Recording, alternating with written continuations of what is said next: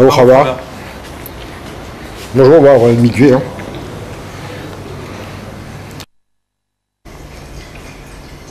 Ok, alors nous avons ici pour recevoir des personnes qui rentrent. On les dirige éventuellement sur une salle d'attente. Tu peux pas se... Et comme ça, je te mets le... Donc c'est la salle d'attente qui est un petit peu isolée par rapport à la sortie et à l'entrée du mikvé pour essayer de garder un petit peu de discrétion pour les femmes qui attendent. Lorsque une salle de bain est libre,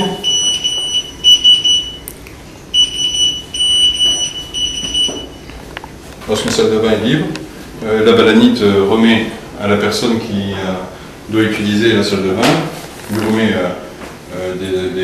du linge de toilette, peignoir, tout le nécessaire pour pouvoir se tremper. On est couloir sec, couloir bien dirigé. Alors, on introduit la femme dans une salle de bain.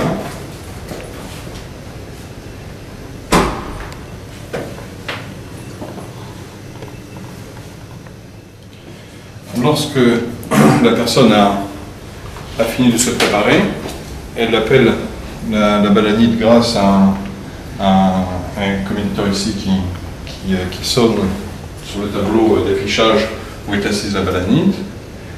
La balanite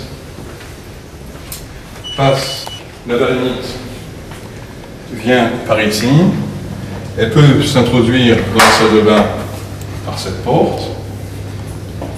Elle effectue les vérifications nécessaires avant le trempage.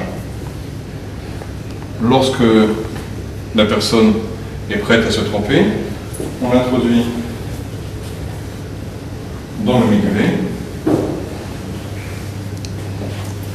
Alors pour certaines personnes qui ont l'habitude de faire la baracha en dehors du mikvé, elles s'introduisent dans ce cheder qu'on appelle le cheder baracha. La personne fait Netilat Yadayim, fait la baracha, et ensuite elle se trempe.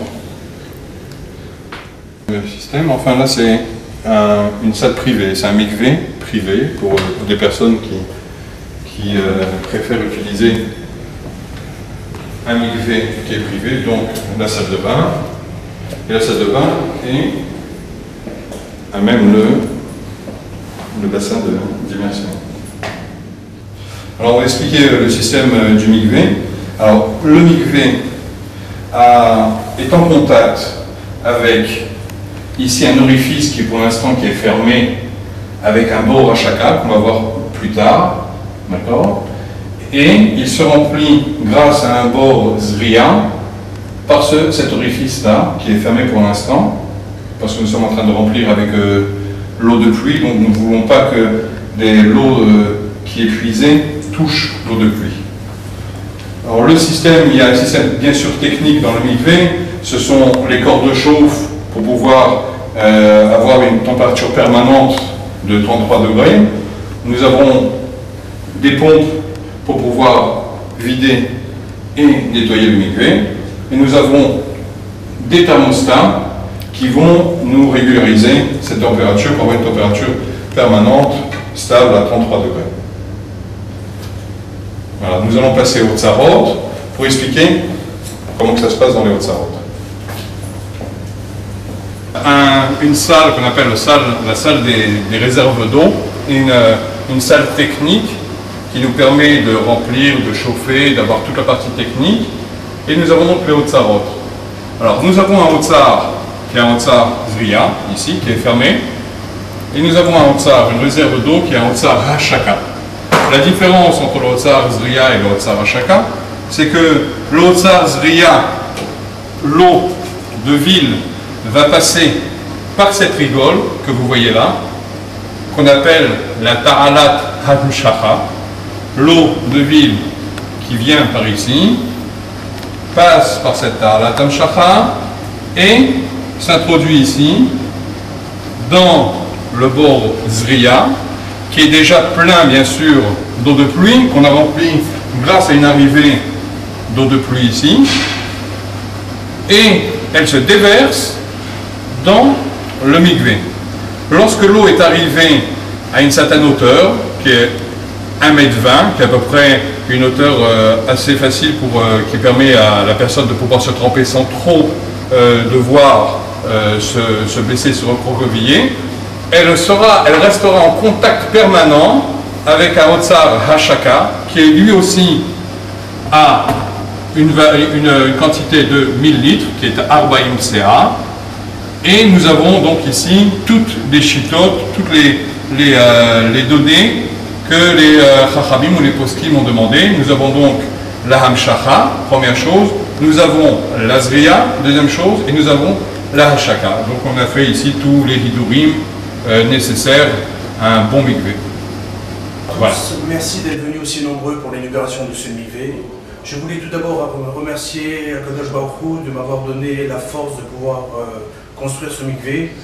Remercier Rav Yosef Sitruk de m'avoir désigné pour mener à bien ce projet, et ainsi que Rav Ariel de la confiance qui m'a été donnée pour mener à bien ce projet. Je voulais également remercier M. José Bellalou, venu spécialement de Nebrak pour la partie halachique et la partie technique, qui sans lui n'aurait jamais pu être menée à bien. Et puis voilà. Que le mérite de l'accomplissement de cette mitzvah puisse apporter à ces femmes et à toute leur famille des bénédictions de santé et de bonheur. Amen.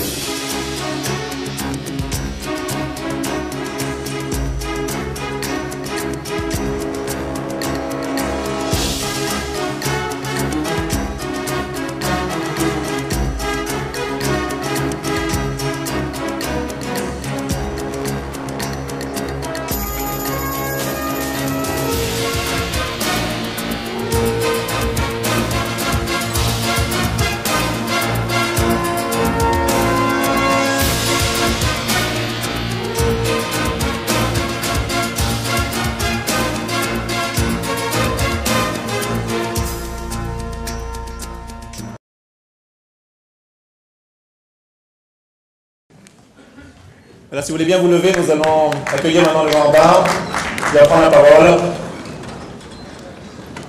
שאו שערים ראשיכם וינעשו פתחי עולם ויבוא מלך הכבוד אצלה. שאו שערים ראשיכם וינעשו פתחי עולם ויבוא מלך הכבוד אצלה. ay ay ay ay ay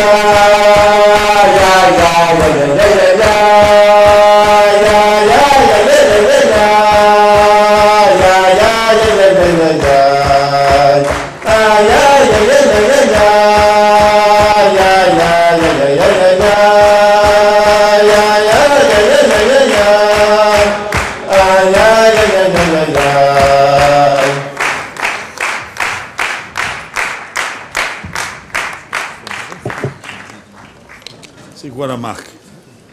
Bonne source. Bon, je prends que de la Volvic, moi.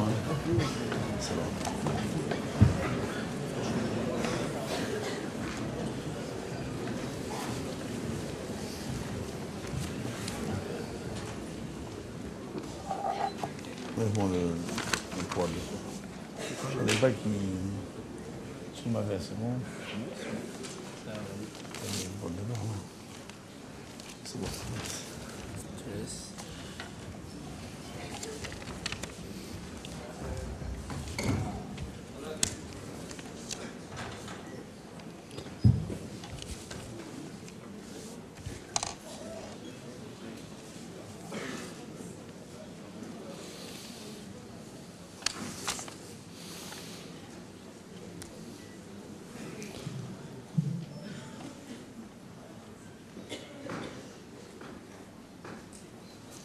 Est-ce que quelqu'un a des lunettes de soleil à me prêter parce que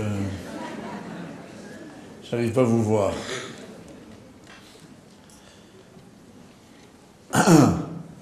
Bien mes chers amis, je voudrais vous dire d'abord à tous bonsoir, Bruchim Habayim, soyez les bienvenus.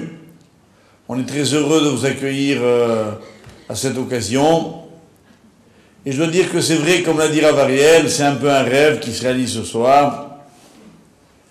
Et d'avoir réalisé un mikvé, j'y reviens, et de pouvoir en parler, et le faire en dehors d'un endroit qui soit un endroit, on va dire, cultuel, une synagogue. Mon but était en effet, sera ce soir, d'essayer d'expliquer l'importance et l'actualité du mikvé. Mais ma joie, je la dois beaucoup. Pas seulement, bien évidemment, cela va sans le dire, et mieux en le disant à Kadosh Baruch Hu, mais à M. Benloulou qui a été vraiment d'un dévouement extraordinaire, d'une patience sans limite, et puis à tous mes élèves ici présents, au premier rang desquels je veux citer Jean-Pierre et Sabine, et vraiment...